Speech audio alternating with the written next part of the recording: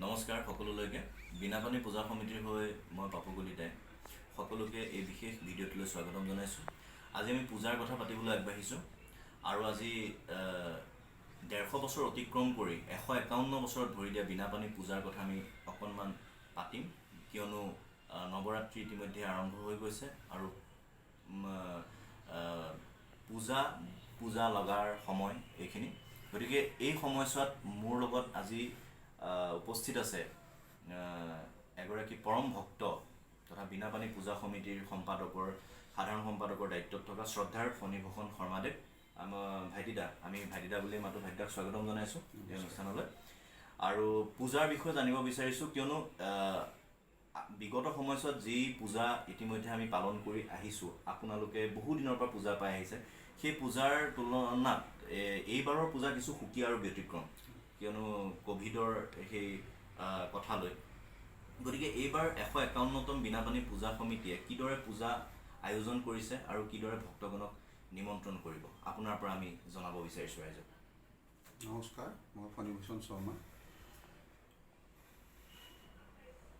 এইবেলি আমাৰ বিনাপানী পূজা সমিতিৰ 151তম দুৰ্গা পূজা। এই পূজাভাগ বৈদিক নীতি নিয়ম অনুসাৰে পতা হয় আৰু পাতিবলৈ এইবাৰো তেনেকৈয়ে আয়োজন কৰা হৈছে। কিন্তু তাতে এটা বস্তু সংযোগ হৈছে, যিটো কৰোণাৰ কাৰণে চৰকাৰী নীতি নিয়ম দিছে ক'ভিড প্ৰট'কল হিচাপে, সেইখিনি লৈ পেলাইহে আমি পূজাভাগ পাতিবলৈ আয়োজন কৰিছোঁ। তাত সকলো ভক্তৰ সহায় সহযোগ আৰু আন্তৰিকতা কামনা কৰা হ'ল, যাতে 151তম পূজাভাগ সুকলমে পৰিচালনা কৰি নিব পাৰোঁ। তাৰ প্ৰতি লক্ষ্য ৰাখি সকলোৰে ওচৰতে মই হাতযোৰ কৰিছোঁ। আৰু যি ক'ভিড প্ৰট'কল মানি পূজা হ'ব, সেই পূজাৰ নীতি নিয়ম আপোনালোকে নিশ্চয় ঠিক কৰিছে, ইতিমধ্যে প্ৰশাসনৰ তৰফৰ পৰা আহিছে। কেনেকুৱা নীতি নিয়ম পালন কৰা হ'ব? মন্দিৰত প্ৰৱেশ কৰোঁতে মাস্ক পিন্ধাটো বাধ্যতামূলক। ভক্তগণে ভালদৰে হাত ধুই চেনিটাইজাৰ দি হাত ধুই তাৰপিছত মন্দিৰত প্ৰৱেশ কৰিব পাৰিব। জ্বৰ কাহ আদি লক্ষণ থকা কোনো মানুহ মন্দিৰত প্ৰৱেশ কৰিব নোৱাৰিব। পূজাস্থলীত প্ৰত্যেকেই সামাজিক দূৰত্ব মানিবই লাগিব। এইকেইটা নীতি নিয়ম পালন কৰি পেলাই পূজাভাগ আয়োজন কৰা মনস্থ কৰা হৈছে। আৰু ইতিমধ্যে বিনাপানী যিহেতু মা দুৰ্গাৰ স্থায়ী প্ৰতিমাৰে পূজা চলি আছে, সদায় চলি থাকে, আৰু এতিয়া ইতিমধ্যে নৱৰাত্ৰি পূজা আৰম্ভ হৈ গৈছে। কালি প্ৰতিপদ গৈছে আৰু আজি হয়তো আজি দ্বিতীয়া। গতিকে আপুনি জনাব নেকি যে এই 9 মাৰ 9 ৰূপ কি ৰূপক আমি 9 দিনত পূজা কৰোঁ? প্ৰতিপদত শৈলপুত্ৰী হিচাপে আমি দেৱীক আৰাধনা কৰোঁ। দ্বিতীয়াত ব্ৰহ্মচাৰিণী ৰূপত আৰাধনা কৰোঁ। তৃতীয়াত চন্দ্ৰঘণ্টা ৰূপে আমি তেখেতক আৰাধনা কৰোঁ। চতুৰ্থীত কুষ্মাণ্ডা ৰূপত আৰাধনা কৰোঁ। পঞ্চমীত স্কন্দ মাতা ৰূপত তেখেতক পূজা অৰ্চনা কৰা হয়। ষষ্ঠীত কাত্যায়নী ৰূপত দেৱীক পূজা কৰা হয়। সপ্তমীত কালৰাত্ৰি ৰূপত আইক পূজা কৰা হয়। আৰু অষ্টমীত মহাগৌৰী ৰূপত পূজা কৰা হয়। আৰু নৱমীত সিদ্ধিদাত্ৰী দেৱী হিচাপে পূজা কৰা হয়। আৰু দশমীত ইয়াত বিসৰ্জন নাই। আমাৰ ইয়াত আবাহনো নাই, আমাৰ ইয়াত বিসৰ্জনো নাই। আই দুৰ্গা দেৱীয়ে এই 9বিধ ৰূপ ধাৰণ কৰাৰ হেতু হ'ল বিবিধ। দুৰ্গা পূজাৰ কালছোৱাত দেৱীৰ এই 9বিধ ৰূপৰ পূজা উপাসনা বিধি বিধানেৰে কৰা হয়। আইৰ এই 9বিধ ৰূপ পৰিচয় পোৱা আইৰ এইবোৰ ৰূপৰ অন্তৰালত নিহিত তাত্ত্বিক অৱধাৰণাসমূহ পৰিজ্ঞান আৰু আমাৰ ধাৰ্মিক, সাংস্কৃতিক, সামাজিক বিকাশৰ বাবেও অপৰিহাৰ্য আৱশ্যক। কাৰণ আমি পূজা কৰিছোঁ, কিন্তু আমি 9টা ৰূপ আমি যেতিয়া যিবিলাক অস্থায়ী পূজা, তেওঁলোকে নৱপত্ৰিকা বুলি কলগছত দি পেলাই যিটো পূজা কৰে, আমাৰ সেইটো পূজা নাই, নৱপত্ৰিকা আমাৰ নাই। গতিকে আমি এই প্ৰতিপদৰ পৰা নৱমীলৈকে আইৰ বিভিন্ন ৰূপটোত আমি পূজা কৰোঁ, যিহেতু আমাৰ স্থায়ী আমাৰ আবাহন নাই। এতিয়া আজিও ইতিমধ্যে পূজা পূজা সমাপন হৈ হৈছে। গ'ল।